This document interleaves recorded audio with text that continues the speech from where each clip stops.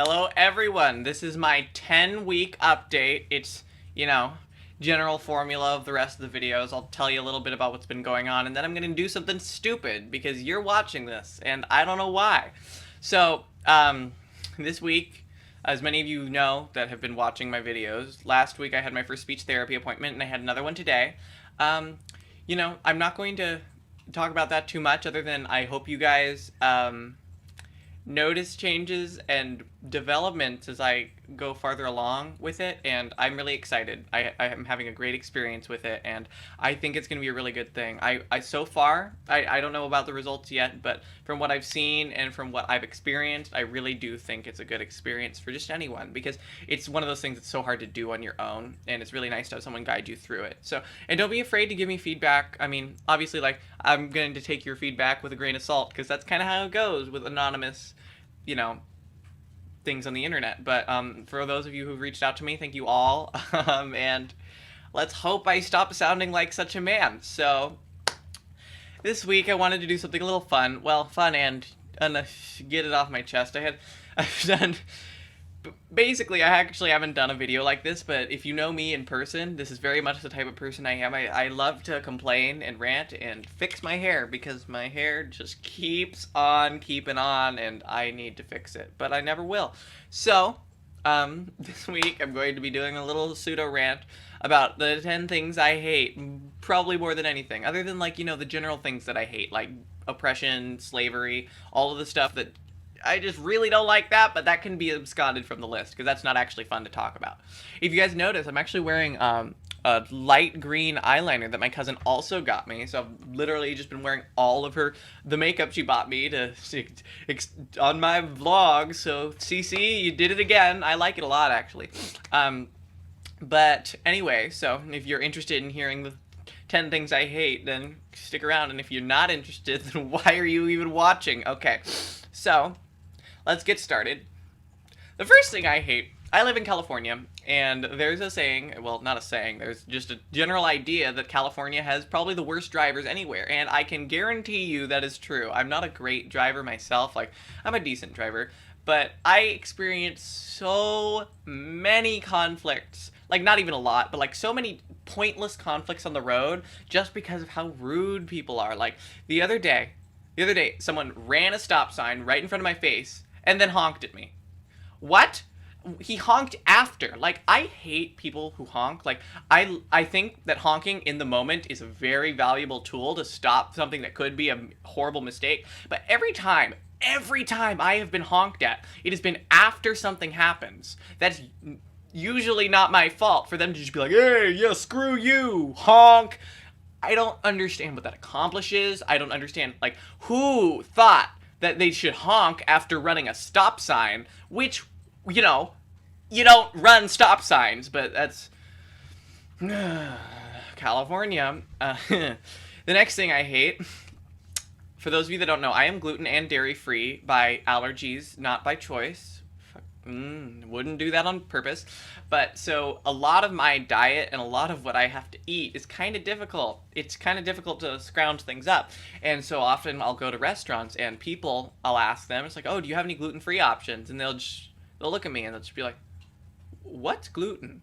I literally had one woman. I went and I asked this waitress, I asked if she had any gluten-free buns. And she literally just looked at me and she was like, no, we have wheat buns. Wheat buns. Not gluten. We only serve wheat buns here. And for my friends who were there, we rewrote history.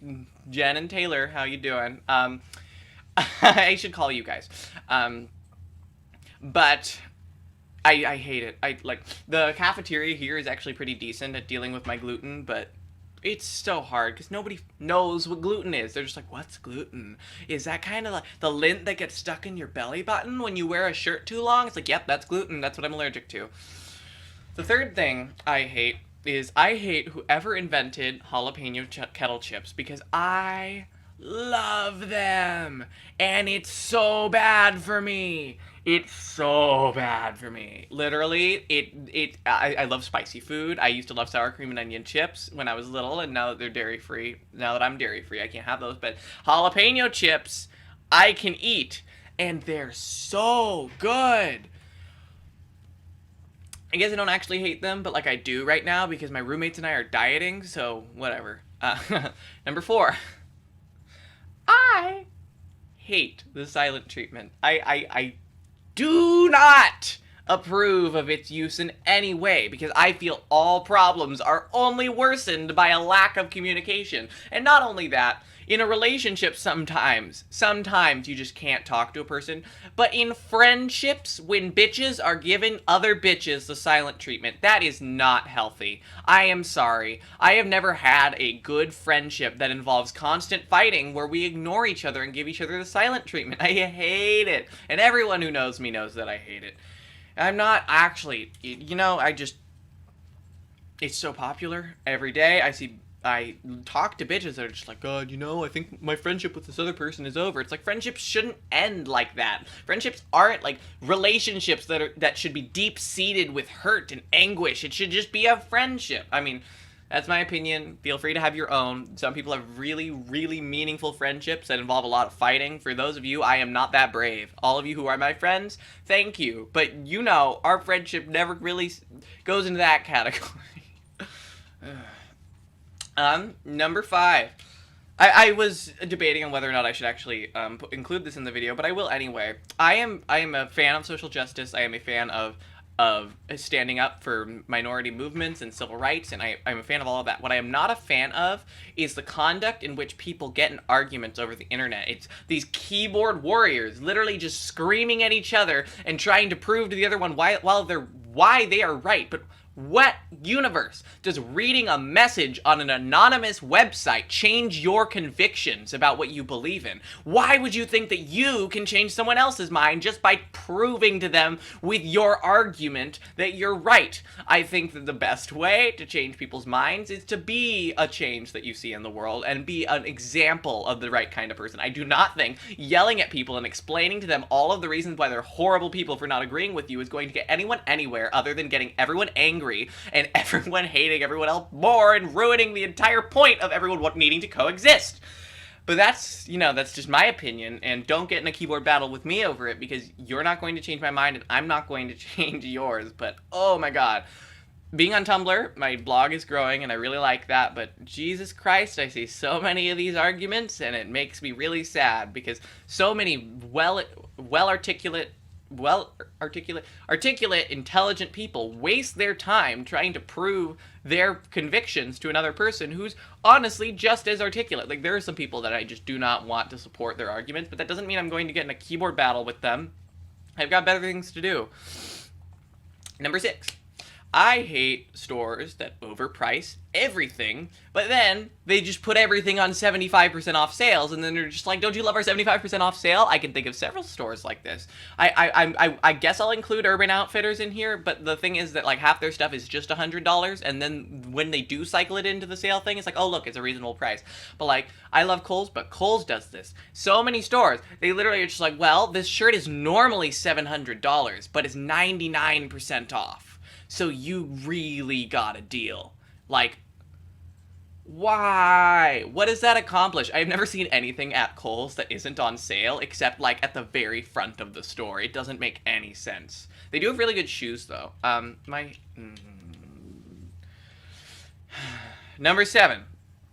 I hate the whole concept. I don't hate people that do this. I think they're just misinformed, but I don't like the idea of giving someone advice they didn't ask for.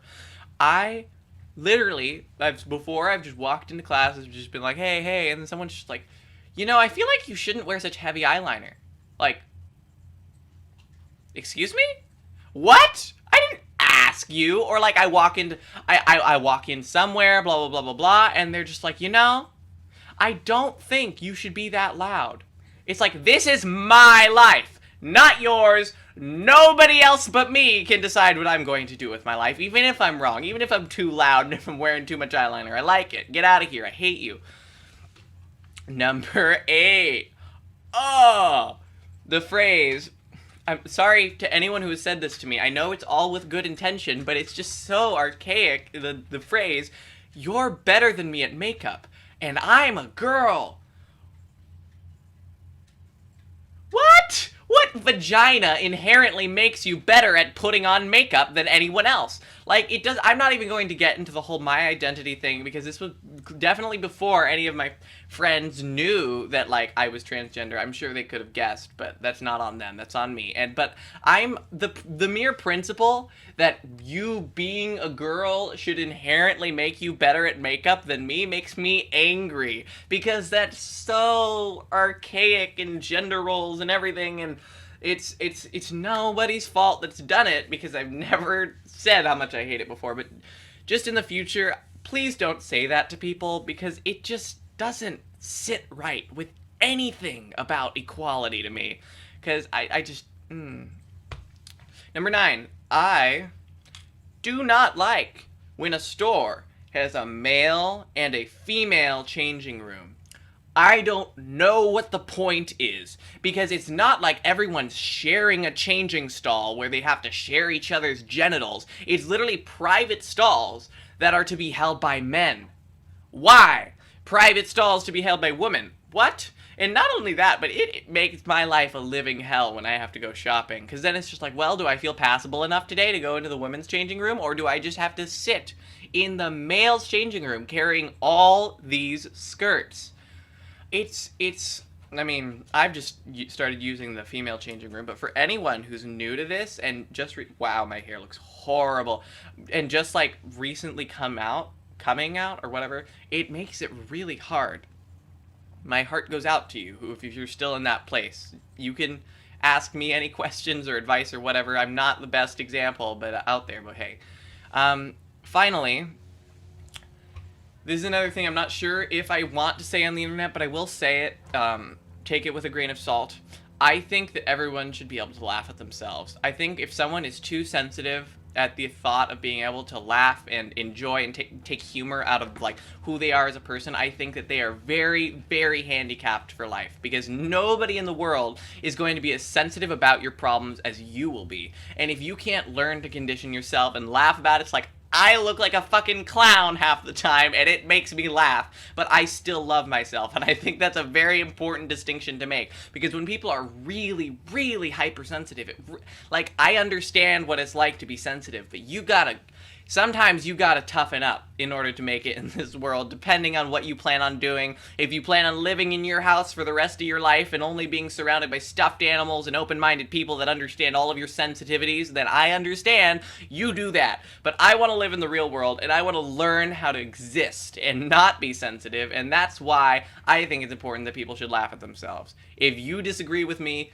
don't yell at me with a keyboard battle. Just maybe let me know politely that I said something that offended you, and I will try to be more sensitive to other people's needs, because I realize that this is a public broadcast, as it were. But that's just, those are some of my life philosophies. I will be taking a hiatus from jalapeno kettle chips for now, and I'll let you know how that goes. And just, if that got a little too negative for you, I'll try to keep the next video a little less bitchy, but for those of you who have been sticking around, I'll see you again next week. Thank you for tuning into my nonsense, and I think that's about it. Let me know if you want to see anything specifically. I've gotten a couple requests that I've been thinking about doing next week, but I love to hear what kind of material you guys are looking for. So this video was really long, so enjoy that.